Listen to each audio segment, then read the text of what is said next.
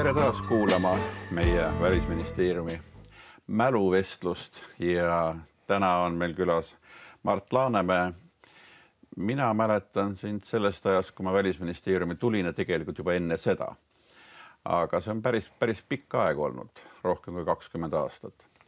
Alustame ikka otsast peale ja ütlen nii palju ka, et mina olen Harri Tiido ja endine Välisministeeriumi töötaja. Aga otsast peale võttes. Sa oled sündinud Kanadas, Briti Kolumbias, Vancouveris. Kus see Vancouver Kanadas asub, kummal rannikul? Ikka läänerannikul. Läänerannikul ikka, okei. See on ikka see, kus rohkem eestlasi oli. Ja sündinud Vancouveris, läksid ülikooli ka Vancouveris, seejärel Torontosse, aga ülikoolis valisid sa omale teemaks üsna realistliku või ütleme reaalse eriala. Miks ja mis see eriala täpselt oli, ma ei julge öelda midagi metallide tehnoloogiaga või keemiaga või füüsikaga. Ma olen lõpetanud väga erinevate nimetustega või saanud kraade erinevate nimetustega erialadel, aga põhiliselt see oli metallimaterjali teadus, mida ma õppisin.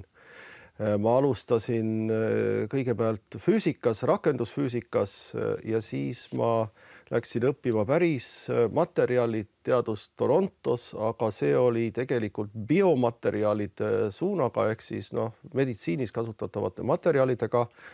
Ja siis lõpuks ma läksin Saksamaale, kus ma siis tegin doktoritöö, mis oli keemiafakulteedis, aga ma ei tea keemiast suurt midagi. Ma olin tegelikult ühes suures metallide uurimise instituudis. Ja selles mõttes ikka metallid ja materjalid üldiselt on minu eriala olnud. No selline reaalala on üldiselt üsna spetsiifiline. Terminoloogia tõenäoliselt on paljuski rahvusvaheline. Aga siiski, Kanada see on kakskeelne, mis tähendab, et sul pidi olema inglise ja prantsuse keel. Aga läksid Saksamaale. Kas sul oli saksa keele ka ennem pistmist või alustasid seal nullist? No ma tahtsin tegelikult minna Prantsusmaale, aga millegipärast ma sattusin Saksamaale ja seda isegi 2 korda. Aga tegelikult on niiviisi, et juhuslikult, kui ma sündisin, siis minu vanemad ostsid maja. Ja maja oli piisavalt suur, et nad üürisid välja paar korterit Saksamaalt pärit inimestele. Ja sellest tulenevalt ma rääkisin nendega saksa keelt või ütleme, minu esimene keel võib isegi öelda oli saksa keel. Ma küll õppisin alguses Frankfurti linna murret, millest isegi nagu naabervalla inimesed aru ei saa, aga see läks üle, õppisin korralikult rääkima ja sellepärast mul ei ole saksa keelega kunagi suuri probleeme olnud. Ja siis minna Saksamaale õppima ei olnud nii väga keeruline. Oota, aga kas sul vanemad, millega nemad tegelesid? Kas neil oli mingit pistmist diplomaatia lähedusega või reaalainetega? Kas sul midagi oli kodust kaasa andnud selles mõttes? Tea, mul on väga palju esivanemaid, kes on tegelenud mingisugused sepad ja sellised insenerid ja tegelenud igasuguste... Metallilähedased? Ühesõnaga metallilähedased, aga minu isa oli tegelikult turu-uuringute spetsialist ja minu ema oli sotsiaalpedagoog ehk mõlemad tegeles inimestega, nii et selles mõttes mingisugust päris tehnilist tausta mul vanemate poolt, otseste vanemate poolt ei ole. No huvi tekkis, et tol ajal võib-olla oli vähem juttu sellistest asjadest nagu kriitilised metallid, muldmetallid ja muu selline. Kas sa praegu ei kahetse, et sa vahepeal pöörde tegid? Praegu on see kõva sõna. Tegelikult sa oled üks vähesed eestlasi, keda ma tean, kes teab midagi kriitilistest metallidest, muldmetallidest ja muust, mida tegelikult tehnoloogia vallas õudselt vaja on. See oleks kindlasti olnud huvitav, kui oleks olnud võimalust sellega tegeleda. Aga võimalused tol ajal, kui ma Välisministeeriumisse tulin, olid vähesed, ütleme, oleks võinud minna kuhugi kaugemasse riiki midagi tegema võib-olla. Aga nii see läks. Ma ikka veel tunnen huvi nende teemade vastu. See on väga hea. Ja ma küsin kohe ära, et selle teemaga võib-olla ka ühele poole saada. Kuidas sa hindad praegu Euroopas olukorda kriitiliste metallidega, kuna meil on probleeme Venemaaga, meil on probleeme Hiinaga, Aafrikas käib tihe konkurents, hiinlased ja venelased püüavad seal saada nii-öelda jalga maha, et saada nende metallide tootmise või kaevandamise juurde. Kas meil on üldse lootust, et Euroopa saab hakkama või oleme varsti lõa otsas, nii nagu olime varem gaasi ja naftaga? No me igal juhul teadsime, et see on tulemas. Ma olen näinud teaduslikke uuringuid 30-ndatest aastatest, Nõukogude Liidu algusest juba, või siis 50-ndatest juhuslikult, kus on selgelt kirjas, millised maavarad on, eks ole, Venemaal ja Aafrikas ja igal pool mujal ja Hiinas ka. Maailma on tegelikult ammu juba kaardistatud. Ja eks meil Euroopas ole ka päris palju maavarasid, ainult et me ei taha neid ise kaevandada ei taha Euroopas kaevandada, vaid me oleme kõik uskunud, et kui me ainult kõike õigesti teeme, siis me saame need maavarad kuskilt kaugest riigist ja me saame nad sisuliselt tasuta ja meie saame siin elada oma elu. Nii et selles mõttes on valik, ma arvan, selles, et kas me hakkame kodule lähemalt neid metalle otsima. Nad on siin täiesti olemas, peaaegu kõik, mida vaja läheb kaasaegses tehnoloogias. Või me hakkame neid otsima oma prügilatest, kus neid on hästi palju. Või me muudame oma majanduse täielikult selliseks nii roheliseks, et üldse selliseid metalle vaja ei lähe. No ma ei tea, kas keegi tahab loobuda oma nutitelefonist näiteks. No sekkume ka võimalikku vaidlusesse keskkonnakaitsjatega. Me asume samuti Skandinaavia geoloogilisel platvormil, kus neid metalle on. Ainult, et see platvorm on kuidagi niimoodi ebavõrdselt viltu, et ütleme Põhja-Soomes, Põhja-Norras, Põhja-Rootsis tuleb ta peaaegu maapinnale. Meie puhul läheb alla mitusada meetrit. Kas on perspektiivi, et tegelikult Rootsi juba kaevandab, tegelikult ka Soome kaevandab. Aga kas on ka perspektiivi, et Eestis midagi sellist hakata kaevandama ja kas see võib olla seotud näiteks fosforiidi kaevandamisega? No ma ei tea täpselt, kus need kihid on, aga see on, oletame, et me jätame kõrvale kõik muud küsimused, siis kas see on majanduslikult mõttekas, on puhas arvutamise küsimus, eks ole. Et kui keegi leiab, et selliseid kriitilise tähtsusega metalle on mõtet Eestis kaevandada, siis nende töötlemine ja väärindamine ei ole ju mingi küsimus. Me saame seda ju ise siin ka teha. Nii et selles mõttes ma ei tea, mulle tundub, et Eesti keskmine äriidee on võimalikult lähedalt nii-öelda maapinnale otsida midagi, mida saab maha müüa. Ja see nõuab ikka väga sügavat nii-öelda sõna otseses mõttes väga süvitsi tegemist, eks ole. Me käisime kunagi Välisministeeriumiga väljasõidul Kohtla-Nõmme kaevanduses, eks ole, ja see on juba iseenesest päris sügav. Aga kui need õiged maardlad asuvad veel sügavamal, siis tekivad igasugused küsimused. Aga eks ole, muldmetallid on ju igal pool, neid löö kopp maa sisse ja midagi sa leiad. No geoloogid ütlesid mulle, et umbes 400 meetrit peaksime minema allapoole. No jah, aga teemadi kaevandused on kilomeeter ja see ei ole kõige hullem. Ei ole kõige hullem ja tegelikult meil on ju Sillamäe üks huvitav koht, kus nõukaajal juba kaevandati ka radioaktiivset kiirgust omavaid maavarasid. Ja sinul on Sillamäega omaette suhe, võiks öelda. Sa olid, ma mäletan, me käisime kunagi Rein Langiga sellisei külas, kui sa olid Silmetis kommertsdirektor. Kuidas sa sinna sattusid? Oi, see oli hästi tore. Minu vanaisa oli Sillamäel juba insenerina tööl 20-ndatel, aga siis oli veel põlevkivi. Ta tuli tegelikult Peterburist, kus ta oli insener olnud ja siis selliseid inimesi oli vaja. Ja nii oli mul juba selline vana, minu ema on sündinud Vokas, mis on natukese teisel pool seda suurt jäätmehoidlat, eks ole. Nii et see oli minu jaoks ka isiklikult väga huvitav sinna minna. Aga kuidas mina sattusin, ongi umbes samamoodi, et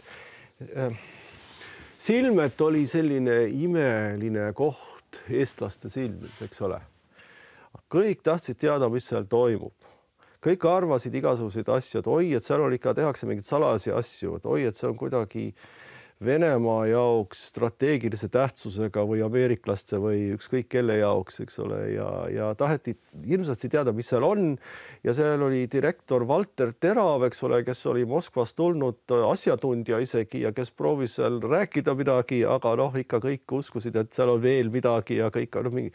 Ühesõnaga, et lõpuks keegi valitsusest, siis oli Tiit Vähi peaminister, eks ole, pöördus minu poole ja küsis, kas ma saaksin ka kuidagi kaasa lüüa. Ja siis toimus mingi protsess, mille käigus ma saingi sinna juhatusse ja hakkasingi kõiki neid metalle mööda maailma müüma. Seal olid muidugi veel niisugused küsimused, et kas me ikka müüme õige hinnaga ja piisavalt ja õigeid asju või kas keegi varastab kuskilt ja riik ei saa piisavalt, sest et see oli tegelikult paberitel ametliku statistika järgi oli Silmet tol ajal Eestis suurim eksportiv ettevõte.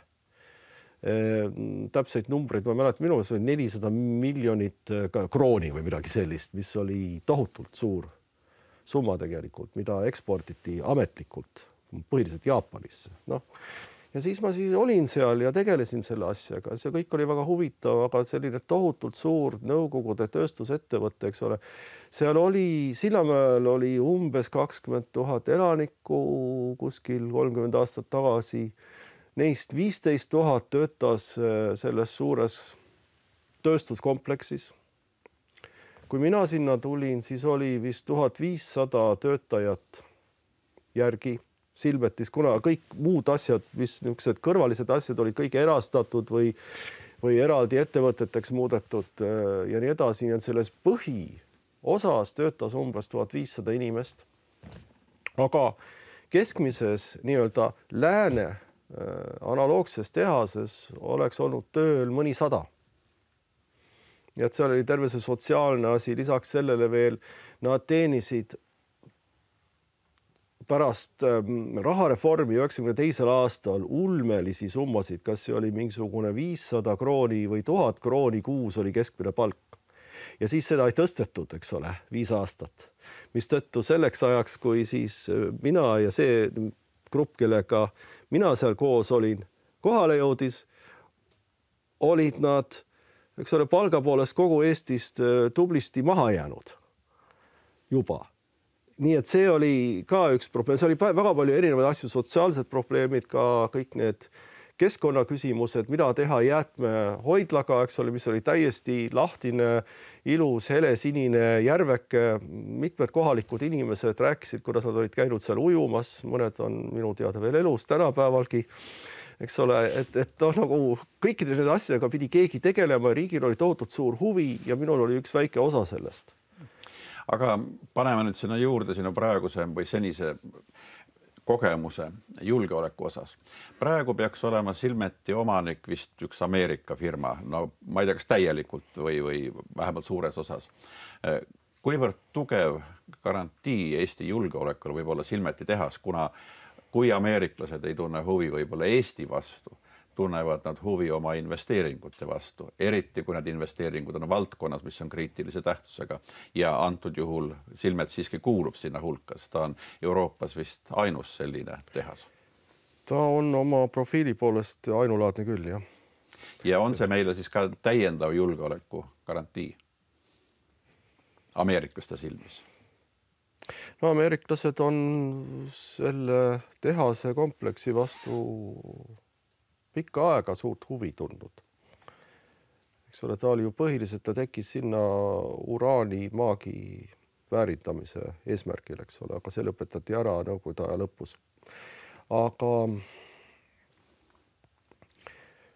tänapäeval see on tegelikult minu hinnangul sa tõstatadki põhilise ja olulise küsimuse. Ühest küljest me räägime sellest, kui väga me peame keskenduma sellele, et lääs eks ole, suudab tagasi tekitada endale võimekuse toota neid materjale, mida ta vajab oma majanduse arendamiseks, eks ole. Ja meil on Eestis selline tehas olemas. Aga teisest küljest jälle räägitakse palju, aga ma ei ole täiesti veendunud, et seda tegelikult üldises poliitilises protsessis arvesse võetakse. Nii et mulle tundub, et on küll kasulik, et on olemas selline ettevõte, millel on rahvusvaheline huvi. Aga kas need inimesed, kes võtavad vastu, ja sina tunned neid inimesi võib-olla paremini kui mina, kas need inimesed, kes võtavad vastu otsusi, mis on meie jaoks julgeoleku seisukohast olulised, meie jaoks tähendab, ütleme ameeriklaste jaoks, võib-olla see teave sellistest asjadest ei jõuagi nendeni, nii et ta võib-olla kaudselt, eks ole, kui vaadata statistikat, et mingisugused välisinvesteeringud ja siis keegi välisinvestor ütleb, et meie investeering on ohus, riik peab midagi tegema, Ameerikasel juhul või kes iganes, et võib-olla siis see töötab, aga kuidas ta täpselt välja näeb, ma ei ole veendunud, et kõik asjad töötavad nii lihtsalt, et meie julgeolek on ikka põhiliselt ju poliitiline ja majandus ja niisugused küsimused võivad olla olulised, aga kas nad on kõige olulisemad tegurid, on alati küsimus. No, ma olen Silvetit ja seda tarneahelate küsimust kasutanud oma diplomaadipraktikas ja tegelikult väga mitmed suurte riikide diplomaadid on sellest väga hästi aru saanud ja väga huvitavad ka olnud sellest. Aga tuleme nüüd selle juurde, kuidas üldse Eestisse sattusid, kui sa olid Saksamaal.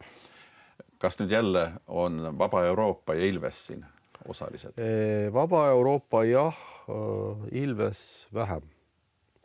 Kuna ma kolisin lõplikult, tähendab, siin on kaks aspekti, eks ole. Raadio Vaba Euroopa kolis koos kogu minu omandiga, tähendab nii-öelda eluga eest Münchenist Tallinnasse 1994. aastal. Nii. Ja see oli selleks, et asuda juhtima Raadio Vaba Euroopa Tallinna bürood. See büroo oli tegutsenud juba mitu aastat. Kas ta avati kuskil 92 näiteks. See oli osa Raadio Vaba Euroopa soovist olla rohkem kohal, kuna oli, eks ole, surrogaat-raadiojaam, nagu me ennast nimetasime. Ehk siis väljas asuv raadiojaam, mille nagu saate sisu on selline, nagu see oleks toodetud riigi sees, juhul kui selles riigis oleks olnud sõltumatu vaba meedia. No midagi sellist, eks ole. Ja vanasti olid nendel korrespondentpunktid Brüsselis ja Washingtonis igal pool, et kust siis korrespondendid kirjutasid ingliskeelseid raporteid, mida siis kõik tõlkisid ja edastasid, eks ole, oma saaretes. Need pandi kõik kinni. Väitega CNN on igal pool või mis iganes ameeriklastele meeldib kasutada ja selle raha eest siis tekitati kõikides sihtriikides bürood. Ja nii tekkis üks ka Tallinnasse ja selle asutas Ilves. Ja siis ta ise käis väga palju Eestis ja kasutas neid Tallinnas olevaid võimalusi. Meil oli ka veel üks külaliskorter, kus erinevad inimesed võisid siis ööbida, kui nad käisid. Mina käisin ka vahetevahel, aga väga harva. Ja siis tol ajal siis olid kohapealsed inimesed, kes seal seda asja juhtisid. Kui Ilves ära läks ja tema asemele tuli mingi aja pärast Peeter Kopvile, kes oli muidu, eks ole, elukutseline ajakirjanik, aga tema suunitlus oli teistsugune. Ta ütleski, et tema ei ole võimeline, ütleme, oma ametikohast keskenduma sellele, mis Eestis toimub ja on vaja kedagi saata Eestisse. Ja siis toimus arutelu, eks ole. Mina olin siis asedirektor toimetuses ja lõpuks minul oli huvi ja mul oli ka kasulik, kuna minu abikaasa, toona Riina Kionka, eks oli juba Eestisse kolinud aasta varem ja meil oli juba isegi elukoht olemas, sest mulle öeldi, et nii, et me maksame sulle palka, aga sa pead kõik asjad ise korraldama, eks ole, et ei ole siin mingisuguseid lisatasusid ja me ei üüri korterit ja midagi, et otsid omale elukoha, hangid tööloa, noh, selleks oli vaja siis minna võtta Eesti pass, eks ole, siis oli tööloaga asi ühel pool, siis ma käisin Välisministeeriumis ennast akrediteerimas ajakirjanikuna ja siis ma asusin tööle, eks ole. Et siis ma tegelesin igasuguste, no kõikide meie paljude korrespondentidega, kes seal käisid ja siis kirjutasin ise ka lugusid ja siis ma olin seal. Noh, siis hakkasingi Eestis elama. Oligi kõik. No olid selle nii-öelda Tallinna büroo juht kuni 95. Ja. Siis vahepeal tuli Silmet ja 96 sattusid sa Välisministeeriumisse. Huvitav on see, et sa tulid sinna poliitika küsimuste pressi ja informatsiooni asekantsleriks. Miks pärast huvitav? Sellepärast, et kui mina 2000 läksin Välisministeeriumisse, siis täpselt sama koha peale. Tundub nagu, et selline asekantsleri koht on üks selline entrance point selles Välisministeeriumis. Kas see oli nüüd jälle Ilves? Ma ei tea, kes kõik selle küsimuse taga olid. Eks küsimus oli selles, et Raul Välk läks Londonisse ja oli vaja mingisugust teist niisugust natukese vanemat inimest, keda Euroopa olud tõsiselt võtaksid. Kas ülejäänud olid kõik noored? No aga mina olin seal päris vana, ma olin, eks ole, ligi 40, kui ma Välisministeeriumisse tulin. Vaata, Clyde Kull oli minust, eks ole, pool aastat vanem ja siis olid veel mõned, noh, Mark Sinisoo ja niiviisi, aga no põhimõtteliselt kõik olid mingisugused alla 30 juhtivatel kohtadel. No tegelikult Sven Jürgenson oli ka päris kõrgel kohal ja tema on minust ainult aasta noorem. No igatahes ei, aga põhiliselt, Harri, sa võiksid mäletada, et sina oled peamine põhjus. Kuna nad kõik tahtsid sind tööle võtta, aga sina läksid Ameerikasse ära. Ja siis nad meeleheitlikult otsisid kedagi teist ja kuna sa jätsid ka nii-öelda välismääraja teistele, siis kõigepealt Kuku võttis mind sinu järgi välismääraja saatejuhiks. Ja siis pärast seda mingil hetkel siis avastati, et oi, et aga võiks ju, veel oli ikka vaja seda asekantsleri kohta ka täita. Kuidas see maja tollal oli, ma mõtlen Välisministeeriumit, sest ma pean tunnistama, et minu arvates Välisministeerium muutus päris palju aja lõikes, ajakuludes. 90-ndatel oli nagu ühtemoodi selline ja kui ma ise läksin 2000, siis oli veel seda endist õhkkonda, kuid oli juba muutumas. Me hiljem võib-olla tuleme selle juurde, kuidas ta üldiselt on muutunud. Mulle tundus tollal, et siis nagu elati välispoliitikas. Tähendab, et seda nagu tehti hingega ja täiega. Võib-olla selle taustaks ongi asjaolu, et niivõrd palju oli noori tegijaid. Jah. Kui ma Välisministeeriumi majja tulin, siis oli see umbes sama sorti šokk, nagu on Eestil olnud Euroopa Liiduga ühinedes või NATO või mis iganes, et sa arvad, et sa tead, mis toimub, aga tegelikult ei saa mitte millestki aru, enne kui sa kohal oled. Ma olin ju tegelikult suhelnud Välisministeeriumi erinevate tänaste ja tollaste ja kolleegidega juba aastaid erinevatel põhjustel.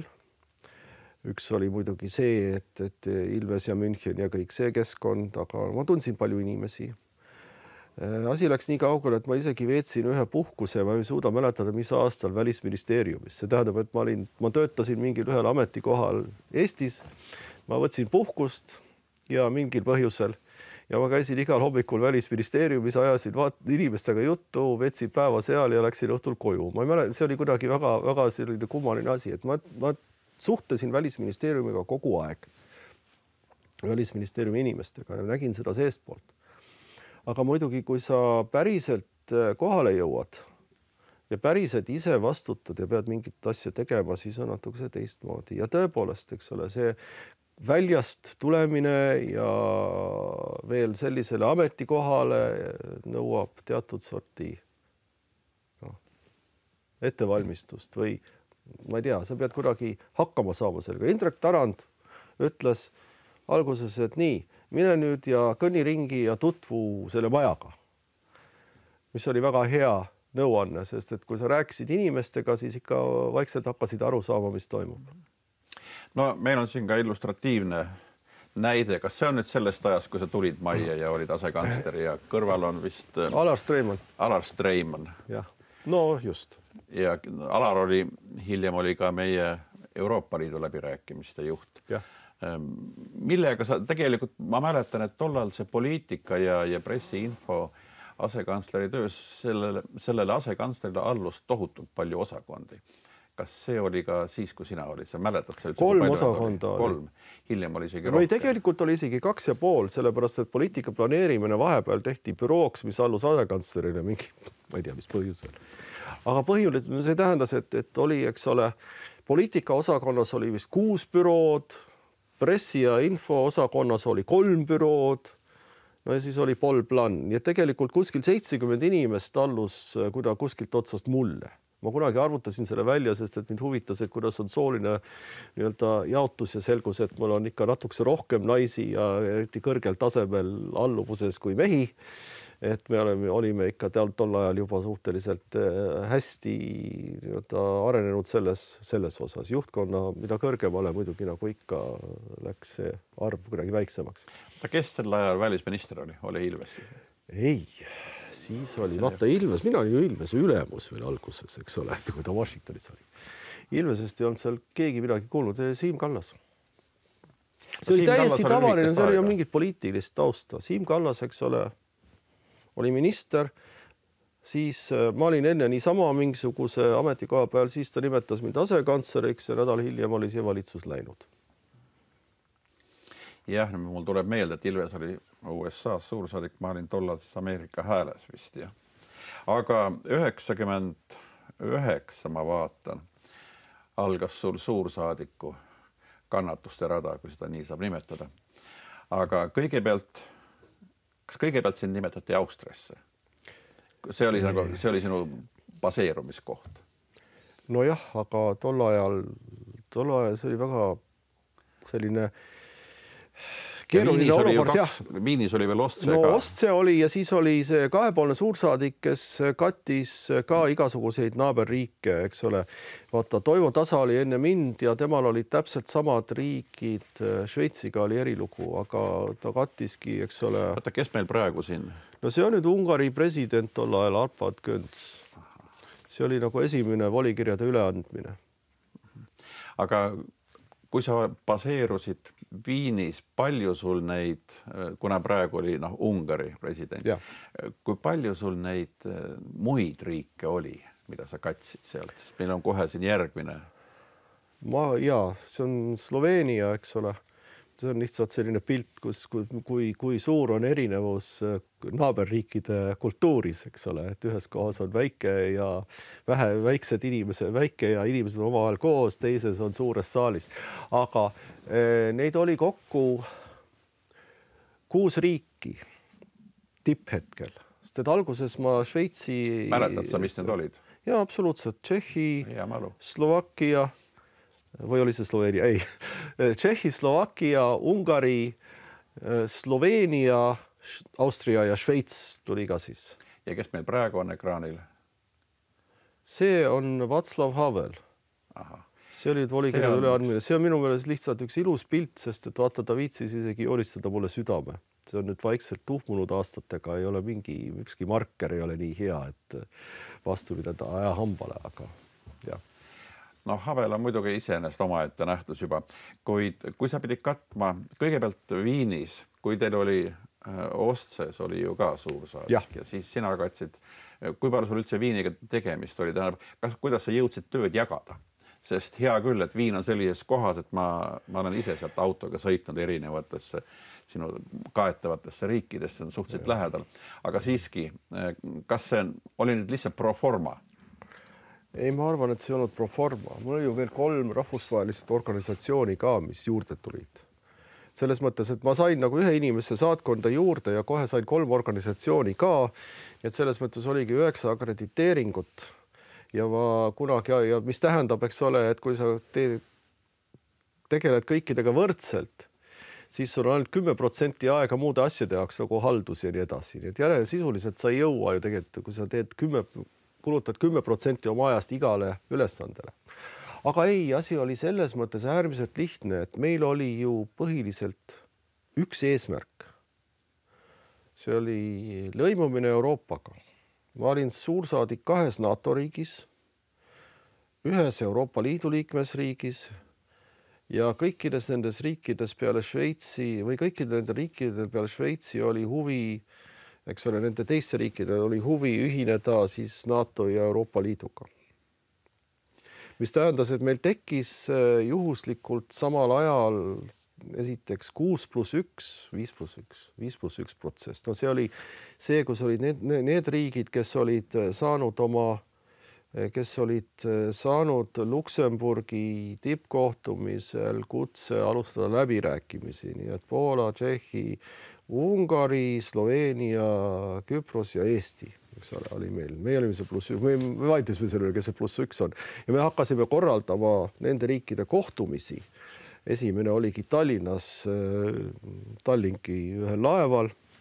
Ja kuna enamus kohtumisi toimusid siis kuskil mõnes riigis, kus mina olin suursaadik, siis ma pidevalt osalesin erinevatel üritustel, kus olid kõik need samad välisministrid ja rääkisid siis Euroopa asju. Pärast tuli juurde veel see Vilniuse grupp, kas kõigepealt oli 9 ja siis tuli Horvaatia juurde, mis tegeles NATO-ga liitumisega ja seal olid ka siis suurem osa nendest riikidest olid ikka need, kuhu mina olin akrediteeritud ja siis ma tegelesin põhiliselt nende teemadega. Siis oli Budapestis kunagi NATO see välisministrite kohtumine. Sa võisid ise juba sel ajal kohal olla kindlasti isegi näiteks ja oligi põhitöö oligi suhelda, tegeleda julgeolekupoliitika ja Euroopa Liidu asjadega. Kahepoolseid suhteid, meil oli nende riikidega, aga samas tol ajal oli niiviisi, et Šveitsiga oli Eesti kaubavahetus suurem kui kogu ülejäänud Austria-Ungari või tähendab, kui kogu Austria-Ungari endise impeeriumiga, eks ole. Nii et Šveits oli majanduslikult tähtis tol ajal. Ja kõik need teised Austriad ja Ungarid ja mis iganes ei olnud, need olid puhtalt julgeolekupoliitika ja lõimumise pärast väga olulised. Ja siis oli väga lihtne, siis said tõesti tegeleda nende teemadega, inimesed käisid külas, sõitsid seal pidevalt ringi ja mul oli üks põhimõte, et kui sulle pakutakse isegi ühte kohtumist kuskil mõnes riigis, sa lähed selleks kohtumiseks kohale, sest et kunagi ei tea. Ja väga sageli oli vaja siis sõita kell 6 hommikul Budapesti, et kell 8 kohtuda kellegagi ja siis nagu umbes lõunaks koju tulla. Kui sul oli 9 mütsikest hommikul valid, millist pähe panna, palju sul inimesi oli saatkonna? Sa ütlesid, 1 said juurde ja kohe 3 mütsi ka. See oli 2 diplomaati, sekretäri ja autojuht. No ja kas need 2 diplomaati olid siis ka sul jagatud nii, et üks tegeles 1 paketi riikidega, teine tegeles teise ja siis rahvusvaheliste organisatsioonidega? No me tegime suure tabeli, nagu alati, eks ole. Tekkis küsimus, et kes töötab rohkem või kes vähem ja miks sa kogu aeg ringi reisid ja esinduse juhi tavaline olukord. Et tegelikult me jagasime ülesanded omavahel selles mõttes, et üks tegi konsulaartööd ja majandusasju, teine tegeles rahvusvaheliste organisatsioonidega. Need olid need asjad, millega tegelesid nemad ja mitte mina. Ja siis kõik vajadusel tegelesid ka muude riikidega, eks ole. Nii et kuidas keegi jõudis midagi teha ja kuskil käia ja kuidas vajadused olid. Palju neid visiite oli tollal nendesse riikidesse? Sa ütlesid, et Euroopa Liidu ja NATO kontekstis meil oli nagu vaja pidevalt ju käia ja rääkida. Jah, ma olen kirjutanud ühe essee või artiklikese Välisministeeriumi aastaraamatusse siis, kui see oli sellest, kuidas peab valima, et kas sa lähed vastu, eks ole, peaministrile, kes läheb Budapesti või Riigikogu spiikerile, kes läheb Bratislavasse või mingid sellised, kuidas tavaline päev on, et tõesti mingi kord. Ma ei ole Viktor Orbaniga mitte kunagi kohtunud, kuigi ma olin tema riigis suursaadik ligi 3 aastat ja selles mõttes, et võimalus, kui tema tuli Eestisse Mart Laarile külla ja see aasta võis olla 2002 või 2001 või midagi taolist, siis täpselt samal ajal oli Lennart Meri riigivisiit Tšehhis. Mis tähendas, eks ole, et president on ikka number 1, keda suursaadik teenindab. ja nii jäi see mu ainus võimalus Orbanit näha, sest Orban ju oli tol ajal võib-olla tänaseni inimene, kes ei võtnud vastu ühtegi, ei näidanud ennast ühelegi diplomaadile, suursaadikule. Lihtsalt, et sinu külaline viidi minema, öeldi, et nüüd on teil kohtumine peaministriga ja suursaadikud jäeti siis sinna nii-öelda ootama koos mingisuguste, ma ei tea, muude madalate ametnikega. Ma olen korra kaasas olnud, kui Mart Laar käis läbi Viini kusagil. Ma ei mäleta, kas see nüüd võis olla Ungari või Sloveenia või mida iganes. Ja me sõitsime autoga üle piiri ja diplomaatilise tavakohased piirile tuleb, teiselt poolt tullakse vastu. Ja siis juhtus selline keskpärane lugu, et Mart Laar oli ostnud mingi raamatu või saanud mingi raamatu ja lehitses seda mõtliku näoga kuskil tagaplaanil. Ja siis leiti, et kuna sina olid Kiki Lipsuga ja nägid kõige esinduslikum välja, et ilmselt sina oled peaminister. Ja Laar siis häbelikult vaatas kõrvalt, kui sind tuldi tervitama. See pidi olema visiit Bratislavasse, sest et ma mäletan, mul hakkab meenuma, et Mart Laar käis kunagi ja käis mingis raamatupoes Viinis. Just, ja siis me sõitsime autoga muidugi Bratislavasse, aga seda hetke ma enam ei mäleta. Näed, kuidas inimese mälu. Aga ilmselt oli süüdi Kiki Lips. Kus sul Kiki Lipsu harjumus on? Ma ei tea, või on see mingi Põhja-Ameerika harjumus, mulle tundub? Ma arvan, et see on Põhja-Ameerika harjumus. Ma mõtlen selle peale vahetevahel, et ma mäletan seda aega, kui Kiki Lipsul ei olnud veel poliitilist tähendust, mille ta sai siis nii Eestis kui ka pärast Austrias, mis on omaette lugu. Wolfgang Schüssel kandis ka Kiki Lipsu. Ta isegi kandis mitte frakki juurde, vaid ta kandis isegi Kiki Lipsu mingisuguste riiete puhul, kus kantakse mingit pikka lipsu. Ei, ma arvan, et minu vanused inimesed, kes kasvasid üles Põhja-Ameerikas ja võib-olla ka teistes riikides, eks ole, juba lastena pandi nendele üks väikse klõpsuga Kiki Lipsukesed. Ja mul on pildid sellest ajast, kui ma olin näiteks 15 ja mul oli Kiki Lips, eks ole. Nii et ma olen Kiki Lipse alati kandnud. Võib-olla see oli niisugune salane protest vanemate vastu. Minu isa arvas alati, et inimesed, kes Kiki Lipsu kannavad, on natukese teistsugused ja ma ei tea. Ja tal ei olnud ühtegi Kiki Lipsu. Aga just, et ja siis ma ikka kandsin, aga ma ei kanna kogu aeg ja see Välisministeeriumi kontekstis on Kiki Lipsu kandmine ju täiesti selline omaette nähtus. See on nähtus.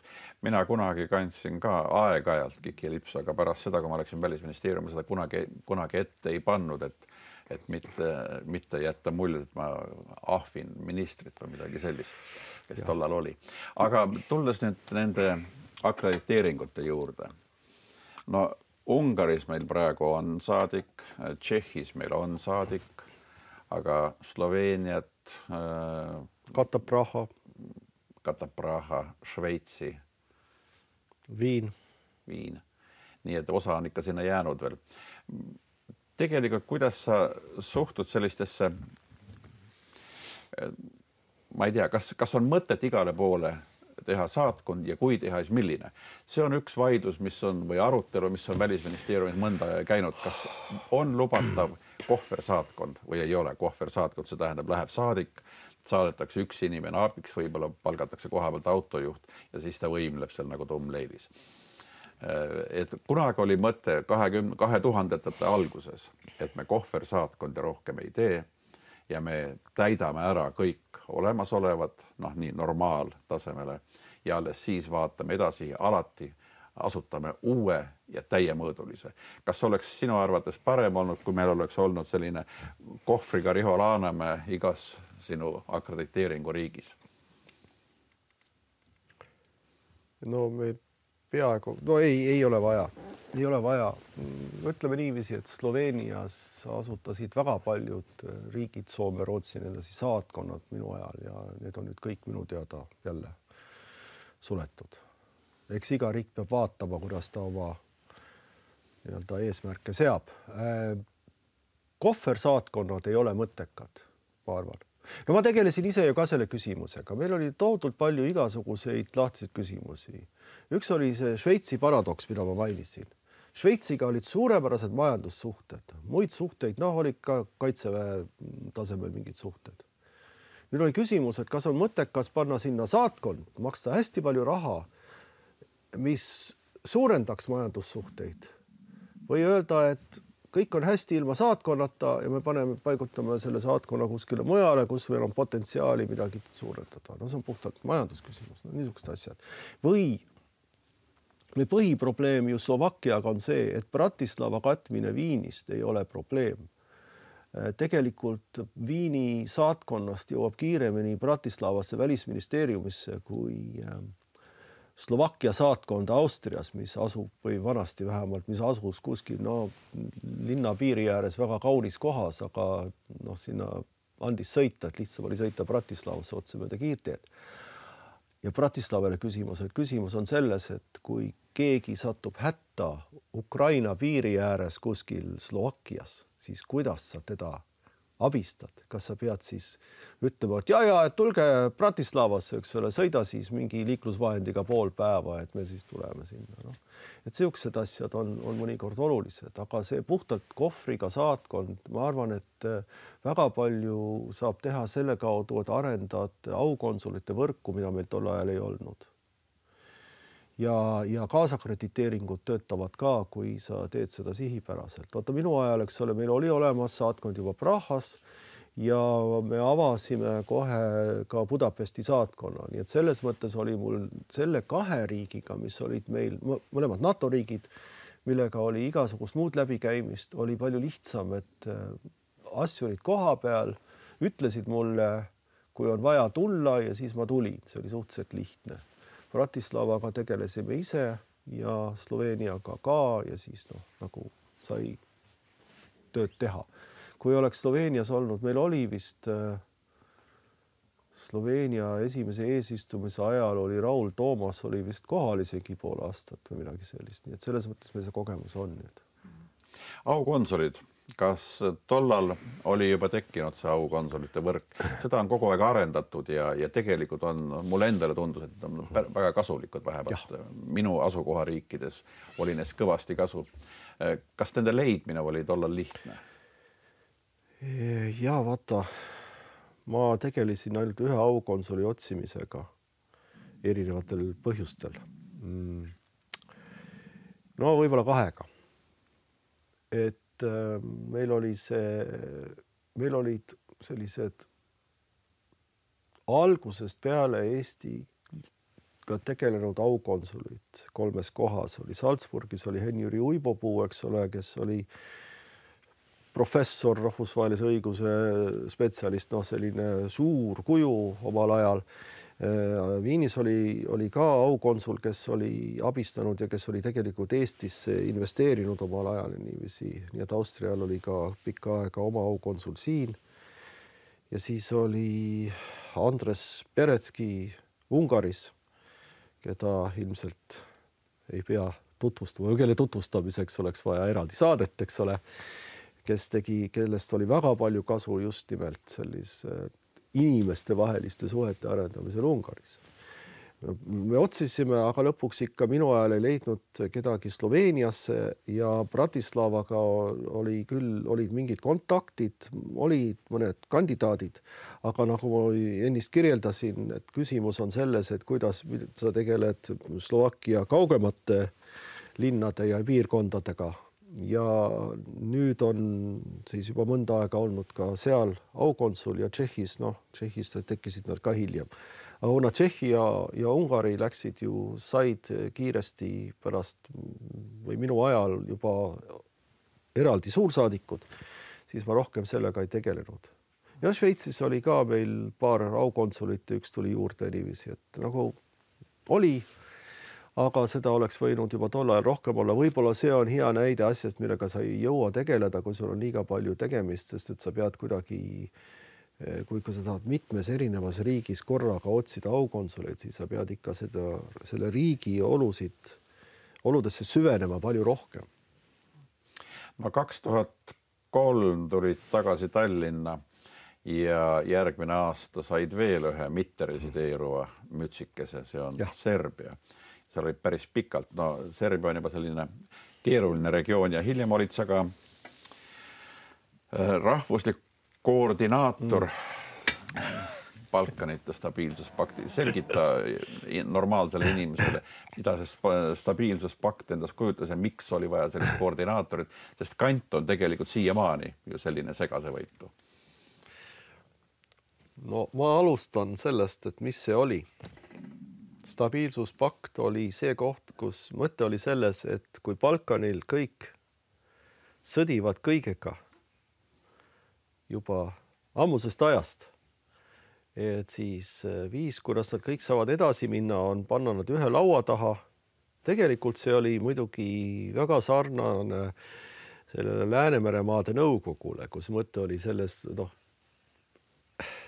üks võimalik tõlgendus on, et sa paned kokku need niisugused endised Balti riigid ja Poola koos Põhjamaade ja Venemaaga, eks ole, ja siis nagu nii-öelda Põhjamaade ja Saksamaa valvsa silma all, nad kõik suhtlevad omavahel ja Venemaaga ja kõik õpivad midagi sellest. No umbes, see oli analoogne üritus, ta oli natukese suurem.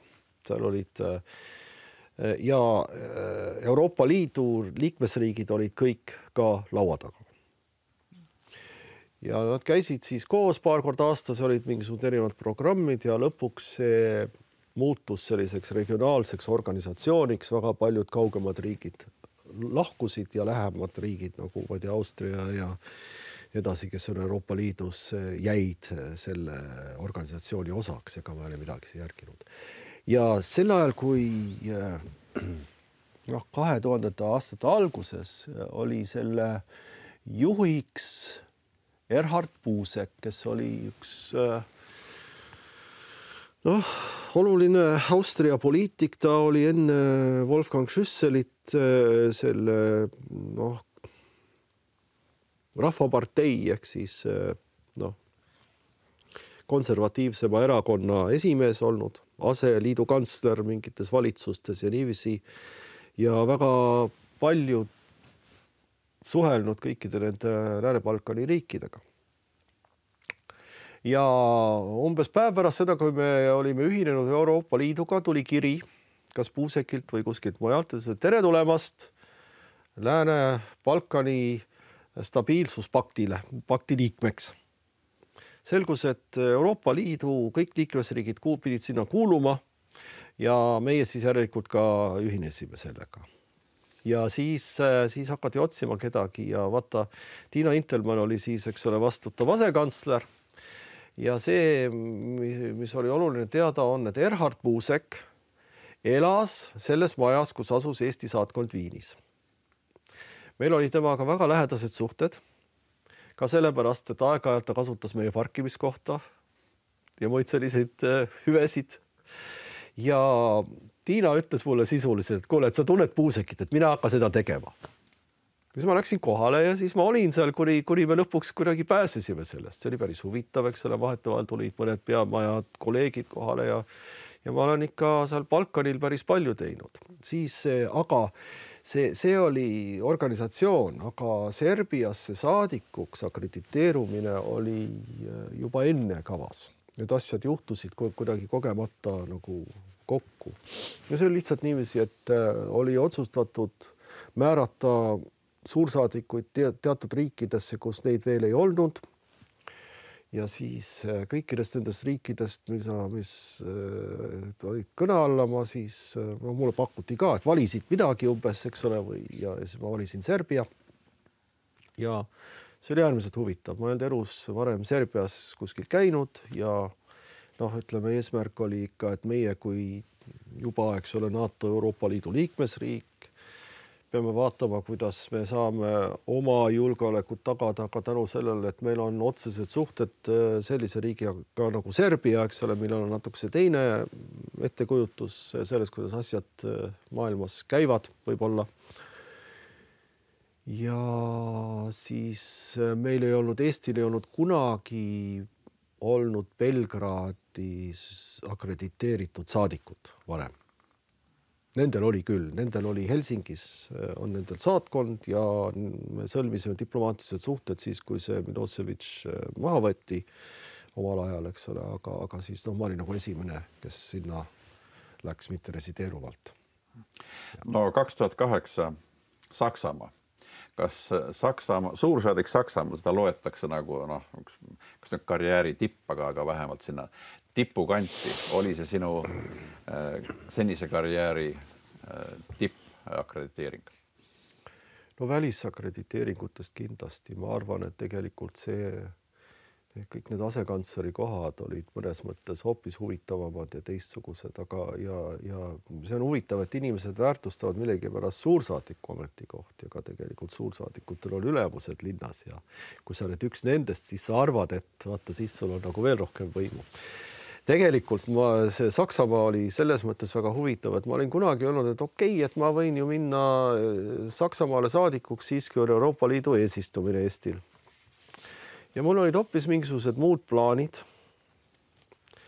Ma arvasin, et ma olen ikka ise VAK-i liige ja mul on ainult paar ülemust ja et nüüd teen midagi ja ma hakkasin olin leppinud kokku umbes või niisuguse skeemi oma inimeste vahel, et läheks Genfi umbes aasta pärast, eks ole, et ma tegelesin paljude Genfi teemadega, kaubandus ja kõik see ja see tundus mulle nagu väga selline hea järgmine samm, kuhu edasi minna.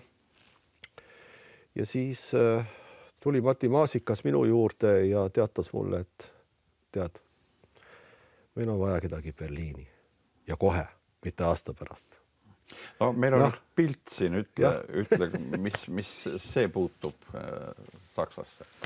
See on aastast 2018 juba, see on siis, kui ma olin juba Saksamaal hästi kaua olnud. See on ma sattusin, eks ole, läksin 2008, mis tähendas juba siis ma hakkasin rääkima sakslastele, mis on küberturvalisus ja 2007, eks ole, pronksöö ja kõik see, mis sellele järgnes, see nagu hakkasid huvi tundma selle vastu, et mis on küberturvalisus ja mis on üldse digitaliseerimine ja kas üldse, peaaegu selle nurga alt, et kas ikka digitaliseerimine on kõige või digitaalne maailm on ikka kõige kindlam asi, et kas ei ole parem, kui sul on ikka kõik paberil, et siis ei saa keegi sinu paberit häkkida, eks ole. No saab küll, eks ole. No kas nad ikka võtsid me ikka kuulda? Sai ikka räägitud. Vaata, see on juba see, kus, eks ole, mind kutsuti aastate jooksul ikka igale poole, Eesti kui imedemaa ja niiviisi ja digitaali imedemaa, siis sakslased vaatasid, kuulasid kõik ära, ütlesid, oi, see on väga suurepärane, oi, meie ei saa sellega mitte kunagi hakkama. No vaikselt ikka kunagi saavad. See on lihtsalt niisugune hea pilt, mille see on pildistatud professionaali poolt, kus ma, eks ole, selgitan, see on mingi paneel, teisel pool on Saksa pankurid. See mees, kes siin väga imestunud vaatab, on moderaator. Ja siis aga see tunne on, et see on umbes nagu selline nagu need varakristlikud kirikuisad, eks ole, jutlustasid kaladele ja lindudele Jumala sõna, sellepärast, et nad tahtsid näidata, et linnud ja või kõik teised loomad ja olevused saavad sama palju aru kui inimesed sellest Jumala sõnast, eks ole. Et siin on see nagu proovid rääkida inimestele, kuidas asjad käivad ja millised nad on. Ja sellepärast on see üks kuidagi hea pilt, eks ole. No nii, et nagu Saksa pankurid on läinud nüüd kalade ja lindude klassi. Aga meil on laua peal siin üks sall. Sa ütlesid, see on seotud Saksamaaga. Mil moel? Oi, see on rahvusvaheline asi. Punane jääb mulje nagu Saksa sotsiaaldemokraadid. No täpselt, see ongi see, millest ma hästi aru ei saa. Aga see on väga selline haruldane asi. Ta on haruldasem kui muldmetallid näiteks. Ma olen asutanud vähemalt ühe rahvusvahelise organisatsiooni või olnud ühe rahvusvahelise organisatsiooni asutaja. See antud juhul oli see IRENA, mis on siis rahvusvaheline taastuva energia, eks ole, agentuur, mis asub Bonnis ja Abu Dhabis, kui ma õigesti mäletan. Ja tegelikult ma osalesin oma peamaja ametikohal ka selle tekitamise protsessis ja siis sel hetkel, kui toimus Bonnis asutamisetseremoonia, kus kõik kirjutasid alla, siis millegipärast paluti mul suursaadikuna kohale minna, kuna ma ei tea, kas läks kiireks või ma olin ainus, kellel olid nagu volitused ükskõik millele alla kirjutada, eks ole, ikka täievolilisus on ka niisugune tore asi. Siis ma lendasin Bonni, võtsin takso, sõitsin kohale, kirjutasin alla, kuulasin paar kõnet, istusin taksosse uuesti tagasi lennujaama ja tagasi Berliini. See kõik maksis mingisugune, ma ei tea, 500 €. Taksosõit oli kallim kui lennuk, eks ole. Aga sai tehtud ja ma sain selle salli, eks ole, mida on võib-olla paarsada kogu maailmas. Et ainult need, kes kohale tulid ja olid tähtsad, said sellise salli. Ja noh, need on need niisugused tõelised reliikviad ja arhivaalid, mida inimene nii-öelda saab näidata, kui ta on piisavalt kaua tegelenud erinevate diplomaatia variantidega. No Saksamaa on selles mõttes ka esiteks meile tähtis, teises mõttes ta on suur. Kuidas sa seda Saksamaad katsid selles mõttes, seal on liidumaad. Kas meil oli ka liidumaadega eraldi pistmist või tegelesid sa nii, et keskvalitsus see otsustab ja liidumaad elavad ise? Jah. Mul on mõned kolleegid, inimesed, kes ma tunnen, kes on olnud suursaadikud Pariisis ja Berliinis. Ja erinevus on selles, et Pariisis Prantsusmaal sa saad kõik oma töö ära teha mingi 2 kilomeetri raadiuses. Saksamaal pead sa olema igal pool. Seal on, eks ole, 17 valitsust ja 18 parlamenti, kes on kõik nagu väga olulised ja kellega tuleb suhelda. Ja see on see nagu Saksamaa on ikka mega kaasakrediteering selles mõttes, et tegelikult muidugi sa ei saa igal pool käia. Aga Euroopa Liidu eesistumise ajal tegime tabeli, et me saime hakkama üritustega vist 15 liidumaal. Ainus, mis tegemata jäi, oli Saarimaa, mis on ka kõige kaugem väike liidumaa, aga seal juhtus see huvitav asi, et üritusele, kuhu ma pidin minema või üritust korraldas peaminister, kes oli siis Annegret Kramp-Karrenbauer, hilisem parteijuht ja kaitseminister. Ja ma olin juba rongiga Bonnist tulnud peaaegu poole tee peale, kui ma sain telefonikõne ja öeldi, et vabandust, et üritus jääb ära, sest et peaminister on jäänud Berliini. See oli see päev, kui Angela Merkeli katse panna kokku teistsugust koalitsiooni kui sotsiaaldemokraatidega luhtus, sellepärast et vabademokraadid kõndisid minema ja ütleme, nad olid proovinud veel päästa ja see oli vist reedel ja see oli reedel ja pühapäeval oli koalitsioon siis läbi või need läbirääkimised läbi, et lihtsalt puhtalt Saksa poliitika tuli vahele. Ja jäigi Saarimaa külastamata, aga muidu tõesti, sa pidid käima igal pool. Meil olid mitme liidumaaga väga erinevad suhted.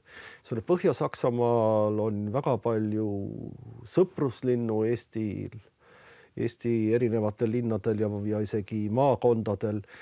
Ütleme, Kiil ja Tallinn, eks ole, kui partnerlinnad ja niiviisi, et seal on nagu vaja juba tegeleda kohalikul tasandil erinevate asjadega. Ma arvan, et ma võin kelkida, et ma olen kohtunud vist kõikide Kiili linnapeadega peale praeguse mingil ajal ja kõikide veel elus olevate endiste ja praeguse Schleswig-Holsteini peaministriga, eks ole, ja nagu päriselt rääkinud juttu, mitte käinud kohtumas, mitte niisama, eks ole, kuskil vastuvõtul.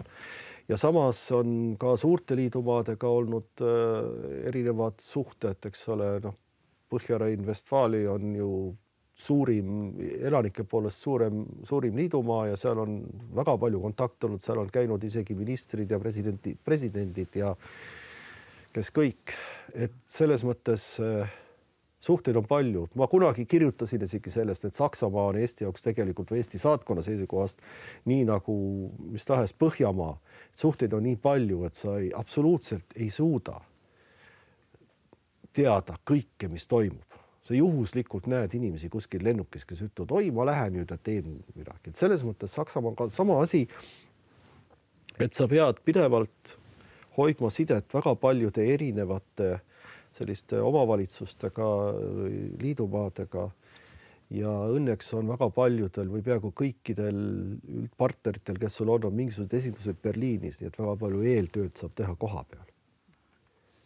No Saksamaalt tulid tagasi peamajja ja mõne aja pärast oli siis meie lindistamise ajal praegune akrediteering Taani. Kas pärast, kui nüüd võrdled Viini, Berliini ja Taanit, kas nüüd Taani on nagu puhkehetk töö mõttes? Sest märksa vähem ei ole kõrval akrediteeringuid, ei ole liidumaid, oled Kopenhaagen, enam ei ole ka transiiti, omal ajal oli väga tihe transiit läbi Kopenhaageni. No Taani kuningriigis on siiski veel Fääri saared ja Gröönimaa ja et sinna minna ikka on väga, nõuab palju aega. Aga Viiniga võrreldes on, ütleme, väikese saatkonna kohta, eks ole. Töötajaid oli sama palju alguses Viinis ja Kopenhaagenis, eks ole, aga pärast tuli Viinis juurde. Mida palju praegu on Kopenhaagenis? No olemegi 2 diplomaati.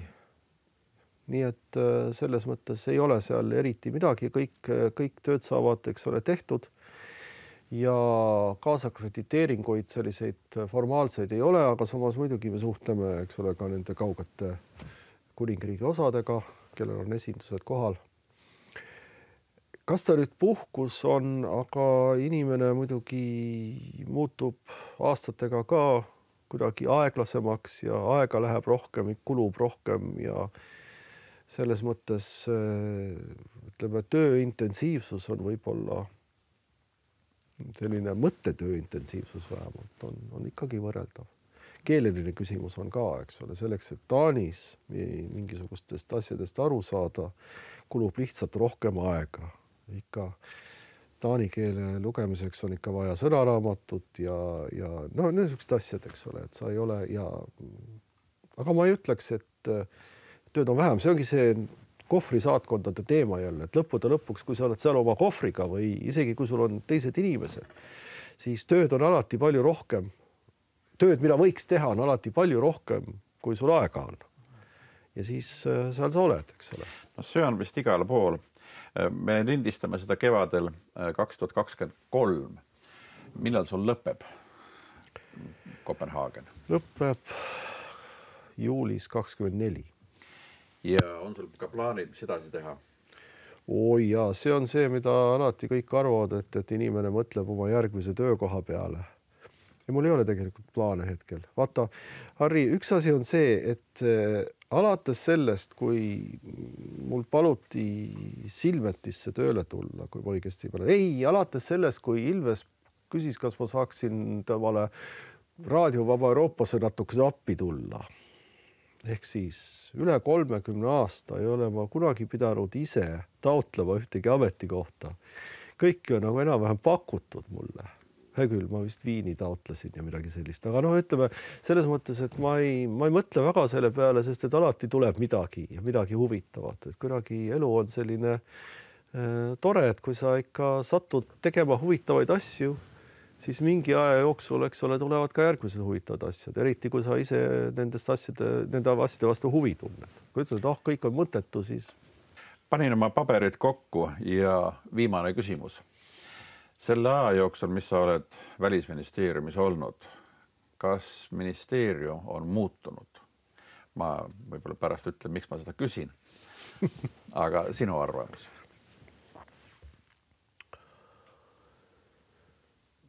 Ministeerium peab olema muutunud. Aga mis suunas inimesed? Jah, kõik elujõulised organismid, organisatsioonid peavad arenema ja muutuma selleks, et püsida. Ma arvan, et väga palju olulist on säilinud. See, et inimene on oluline, on väga suur asi ja iseloomustab Välisministeeriumit minu jaoks, eks ole. Mis ei ole ka muutunud, on see sama, mida mina olen kogenud, et eks sa teed seda, mida sa pead tegema siis, kui see aeg kätte jõuab. Väga raske on öelda, et nii, et mina nüüd tulen siia ja mina saavutan, mul on siin mingi plaan. Mul on neid plaane olnud palju.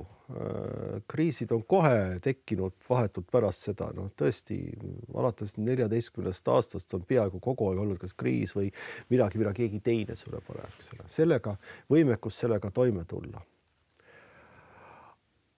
Ainult, et mis võib-olla on muutunud, on inimeste sisemise motivatsiooni põhjus. Meiesugused vanaolijad võib-olla arvame seda, et me oleksime võinud teha midagi muud. Olla palju edukamad, aga vaata, meil oli kuidagi selline vajadust riiki teenida. Ma pean silmas tegelikult kõiki neid kolleege, kes olid ammu enne mind kohal, eks ole. Mina tulin ju alles 97, kui oli suhteliselt 96 lõpus, kui oli suhteliselt stabiilne aeg juba. Ja tänapäeval võib-olla motivatsioon on natuke see teistmoodi, et sa julged arvata, et sa tead, kuidas asi edasi areneb. Vanasti oli kõik väga lahtine, et jah, muidugi sa püüad midagi teha, katsume saada NATO-sse Euroopa Liitu, eks ole, siis lõpuks see õnnestus, vahepeal läks üks asi kiiremini, vahepeal teine kiiremini, eks ole, kuidagi said kõik need asjad paika pandud, siis oli vaja, eks ole, harjuda sellega, mida see tähendab, nagu ütlesin, eks ole, et šokk oli ju see, et kui me olime sees, siis me saime aru, et me ei olnud üldse valmis. Kuigi me enda meelest olime, eks ole. Ja siis sa pead ruttu sellega tegelema. Väljas tulevad kriisid ja kuidas sa kriisidega tegeled. Julgus, kindlasti on juurde tulnud julgus ise öelda seda, mida sa arvad maailma olukorrast. See on meile, ma ei tea, millal see esimene kord oli, aga see võis olla igatahes sel sajandi alguse poole juba. Kui me hakkasime ütlema, et vaadake, et siin on probleemid ja tuleb nendega tegeleda, see oli võib-olla oma vajadustest ajendatud. Paadi, eks ole, piraadi või pantvangid kuskil piraatide käes või midagi. Asjad, jalgratturid Liibanonis, ma ei tea, niisugused kõik need ootamatud asjad, millega pidi tegelema ja sellest tegid järeldused, maailm peaks ka sellega tegelema. Selles mõttes tänapäeval me oleme harjunud sellega, et me saame midagi saavutada. Ja võib-olla see muudab motivatsiooni, et inimesed võtavad ette suuri mingisuguseid ettevõtmisi, aga raha vanasti ei olnud, eks ole, sa ei saanud korraldada lihtsalt mingisuguseid suurüritusi niisama. See oli päris keeruline. Meil ei olnud isegi piisavalt suurt lauda, et mahutada NATO riike, eks ole, mingil ajal. Ja ometi me tegime midagi ära. Selles mõttes on mingid asjad muutunud. Aga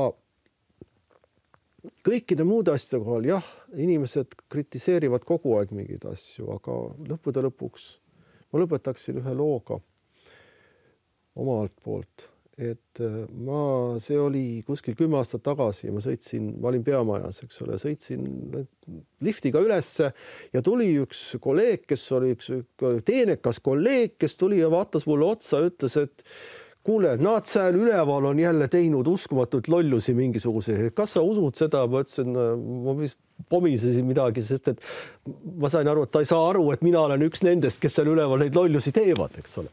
Et selline vaba suhtlemine ja kõik see, eks ole, seda tuleks rohkem säilitada ühelt poolt ja teiselt poolt jälle vastutus selle eest, et kui sa oled ikka osalenud mingisuguse asja tegemises, siis ei saa nagu uksest välja tulla ja öelda, et see on mingi jama, mida nad seal tegid.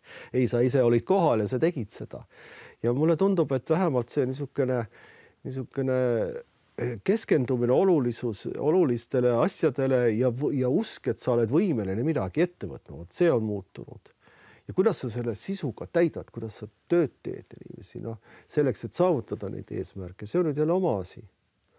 Aga selles mõttes on muutused toimuvad, aga ma arvan, et lõppkokkuvõttes kõik asjad on head. Isegi memode numbrid enam ei nõuta, mille ma kunagi välja mõtlesin ja väga hea, et on läinud. See on nagu oluline asi. No näed, ma arvan, et selle noodi peal ongi hea lõpetada ja ma võin niimoodi omast kogemusest ütelda, et kaugesse tulevikku vaadates, et elu on ka pärast Välisministeeriumi. Aitäh sulle ja jõudu. Aitäh, Harri.